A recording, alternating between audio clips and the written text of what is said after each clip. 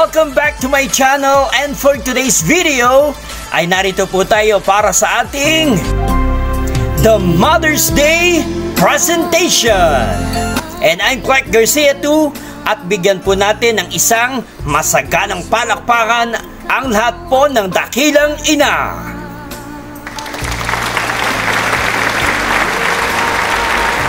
Ngayong Mother's Day, ako po ay nagpapasalamat sa isang mabait na kapatid, kaibigan at isang ina ng kanyang dalawang anak, upang paunlakan ako sa isang interview at upang maging inspirasyon sa lahat kung paano ba maging isang ina. Sa pagsisikap niya itaguyod ang kanyang mga anak, at bakit ba tinawag na ilaw ng tahanan ang katulad niyang isang ina. Narito po ang aking one-on-one virtual interview sa aking kapatid na si Losarim Paharo. Narito po at atin pong panoorin.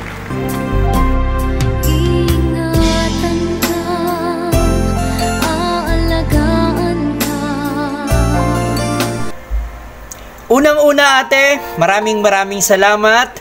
At Happy Mother's Day sa iyo. Sisimulan ko na yung ating interview. Kamusta ka ate? Good morning. Kamusta ako? Mabuti naman ako. Okay naman. Masaya. At kamusta ka bilang isang ina? Kamusta rin ako bilang ina? Bilang ina. Masaya naman ako bilang ina. Kasi napalaki ko ng maayos yung mga anak ko. Napalaki namin ang asawa ko, ang anak namin. Dalawang tanong lang ate. Una, paano ba maging isang ina? Paano ba maging ina? Mahirap maging ina. Kasi lahat iisipin mo para sa mga anak mo. Kakainin mo na nga lang, isusubo mo na nga lang, isipin mo anak mo. Para sa kanila na lang yun. Siyempre, hindi mo nakakainin kasi para sa anak mo na. At pangalawa, ano ka bilang isang ina? Bilang nanay, ganun din yun di ba? Paano ko naging isang ina at ano ako bilang nanay? Basta ako, para sa akin, ang pagiging nanay, napakalaking obligasyon. Kasi kaya ko nasabi, di ba? Tayong mga nanay, lahat ibibigay natin para sa mga anak natin. Gusto natin maging maayos sila, mapagtapos sila, pag-aaral nila. Masarap maging ina. Lalo na kung mahal na mahal mo yung mga anak mo at mahal ka rin ang mga anak mo. Paano mo hinahandle ang isang sitwasyon kapag meron kang isang anak na lumayo sa'yo? Kung isang anak ko ay lumayo,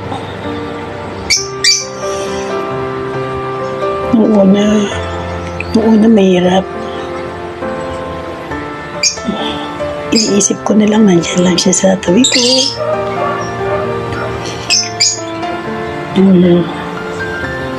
Basta palagi siya nasa puso't isip ko. Mahirap.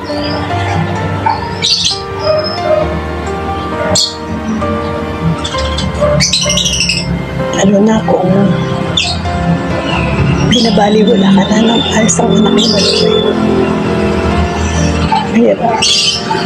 Buti na lang yung isang anak ko na palagi nandiyan.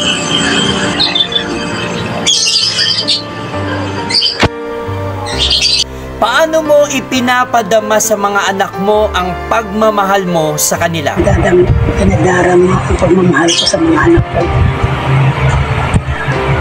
Pinadarama ko sa kanila yung pantay kong pagtingin. Walang kailangang malamangan. Kung nagbigay ako sa isa, kailangan nagbigay ka rin sa isa. Pantay ko silang, pantay ang tingin ko sa kanila pareho. Ayoko may naagrabyado sa kanila. Ako isa. Hindi ko lang alam sa mga anak ko. Isa sa kanila, ang iba ang tingin sa mga ginagawa ko. Sumama na ba ang loob mo sa mga anak mo? Minsan, sumasama ang loob mo. Lalo na pag sinasagot-sagot ka ng hindi maganda, nakasama ng loob.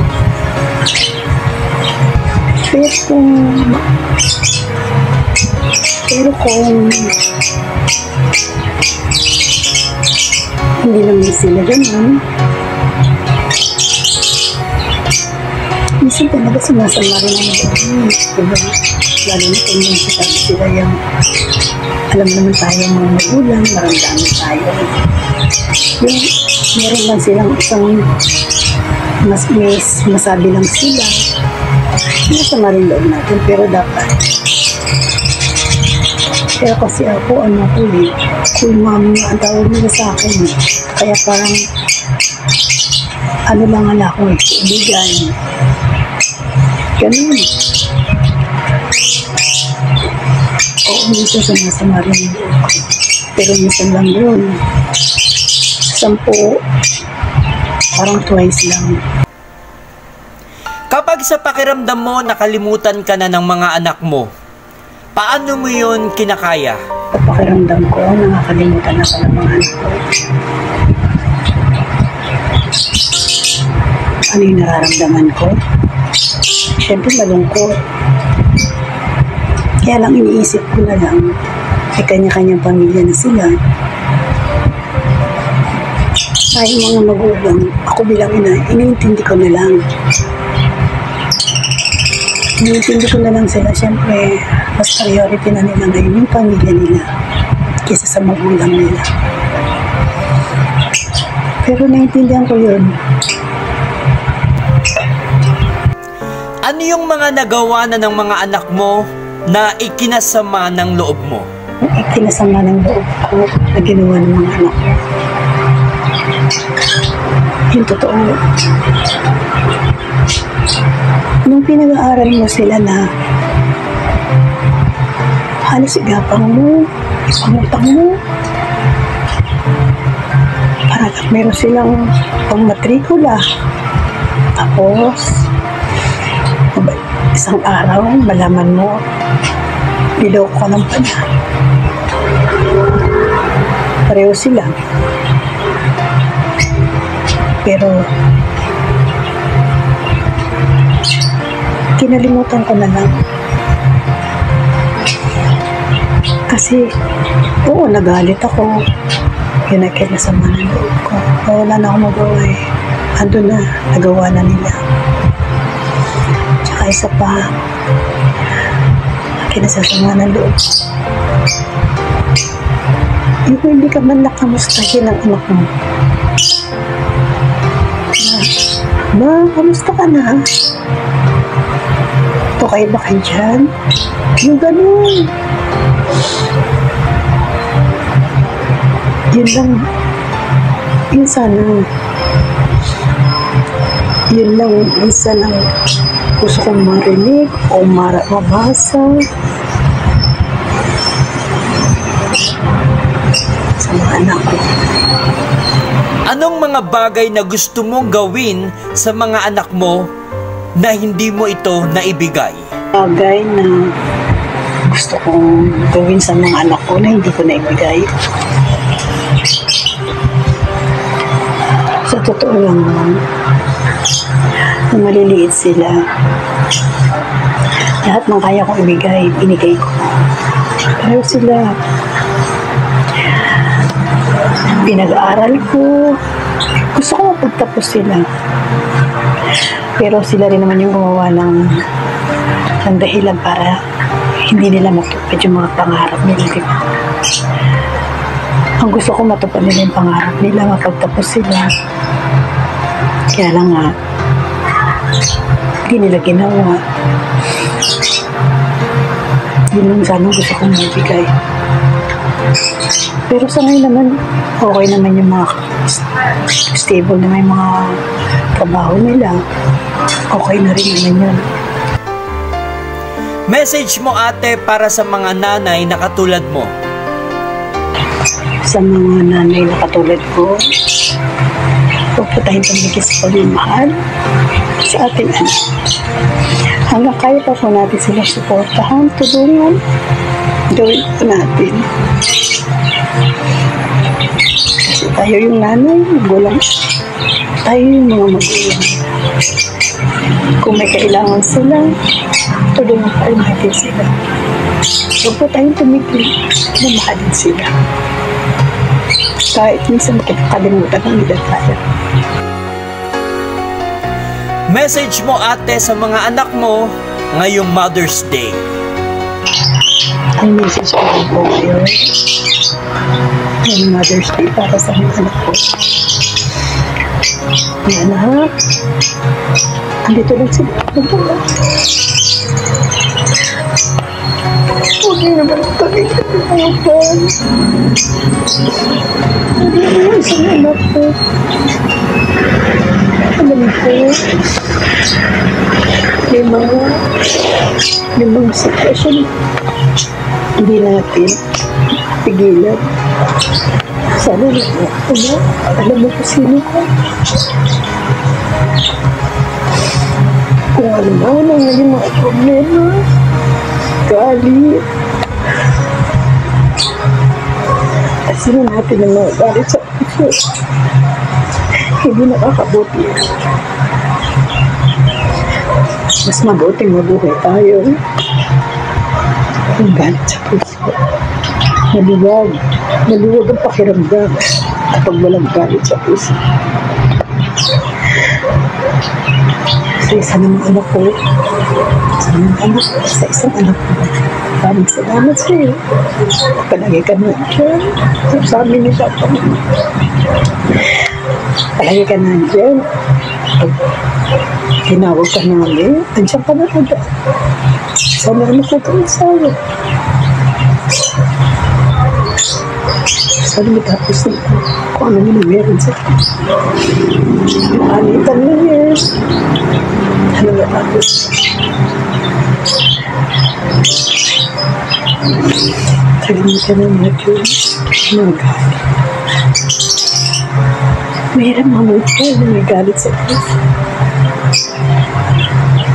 Mabigat gantiin.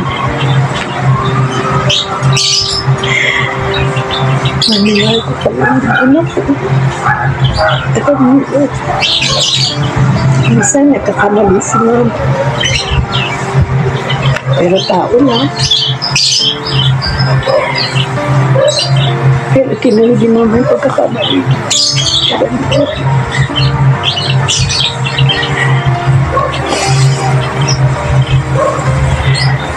Sa ito ko.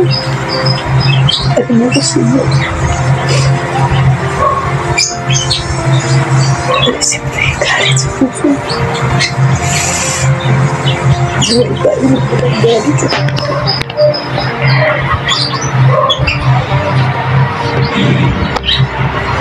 Salamat. At happy Mother's Day po sa lahat ng mama. Salamat po. At sa iyo ate, maraming salamat sa pagkakataon at sa iyong oras na ibinigay para sa ating Mother's Day. Ingatan ka, aalagaan ka. Para po sa lahat ng ina ng tahanan, sa araw ng mga ina, nais po naming iparating sa inyo ang taos-pusong pasasalamat. Mga bagay na nagawa ninyo para sa amin. Salamat po sa walang sawang pag-aaruga, pagmamahal at suporta na ibinigay ninyo sa amin sa bawat araw. Maraming beses pong nakita kung paano kayo nagpakatatag at naging matatag sa gitna ng mga pagsubok at hamon sa buhay. Sa bawat pagkakataon na iyon, kayo pa rin ang naging ilaw sa aming buhay at patuloy ninyong ipinapakita kung gaano kayo kaimportante bilang isang ina. Ngayong araw na ito, nais po naming ibalik sa inyo ang lahat ng pagmamahal na inyong ibinigay sa amin.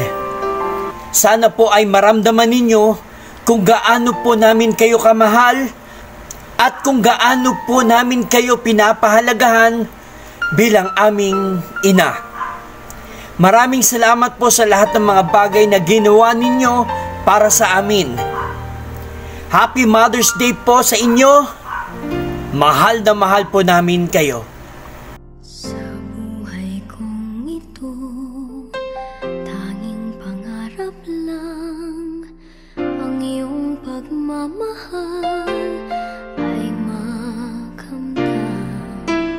Kahit na sandali kita'y mamasdan, ligay ay tila bang walang sana'y di na magising kung nangangarap man din. Kung ang buhay na makulay ang tatahakin, minsan ay madarapa, minsan din ay luluha. Di ka na maninindig, pagkat sa buhay mo ay may nagmamahal pa rin.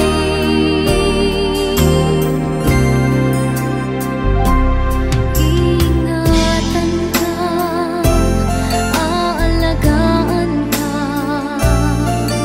sa puso ko ikaw ang pag-asa. Sa ating mundo ay gagabay sa'yo, ang alay ko'y itong pagmamahal ko.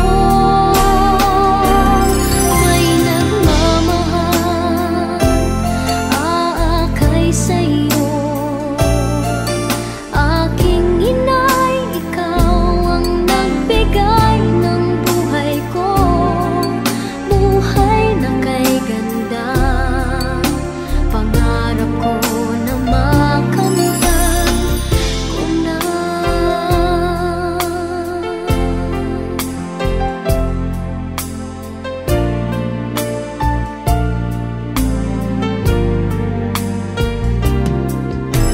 Sana'y di na magising kung nangangarap man din. Kung ang buhay na makulay ang tatahakin. Hello ma, Happy Mother's Day. Mag-ingat ka palagi. Sana huwag ka magbabago. Nandito lang kami palagi para sa'yo ma. Happy Mother's Day. I love you. Pagkat sa buhay mo ay may nagmamahal pa rin.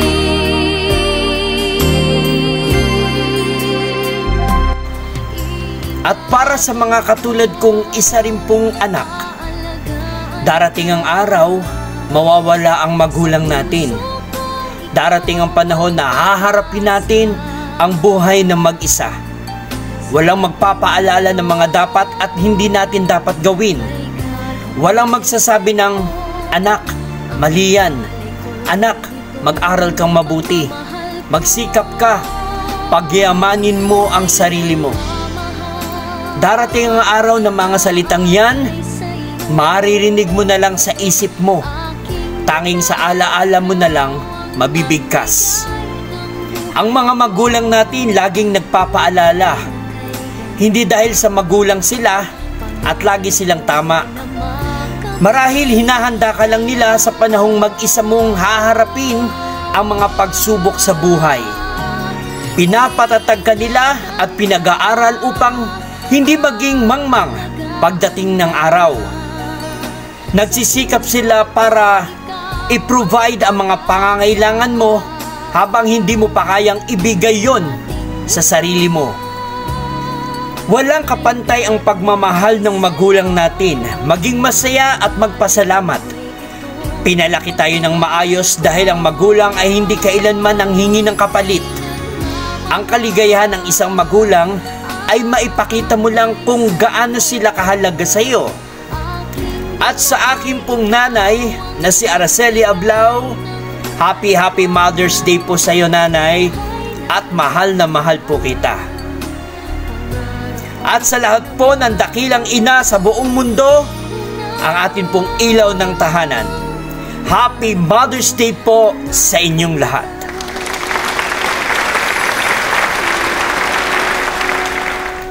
Iingatan ka, aalagaan ka. Sa puso ko, ikaw ang pag-asa. Sa ating mundo,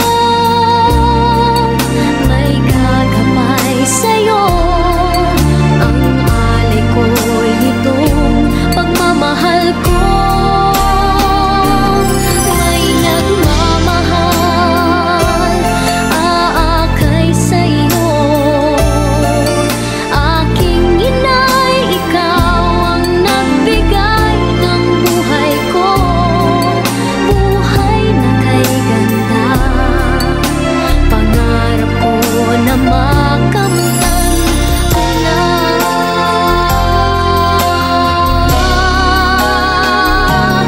Iingatan ka, aalagaan ka. Sa puso ko, ikaw ang pag-asa.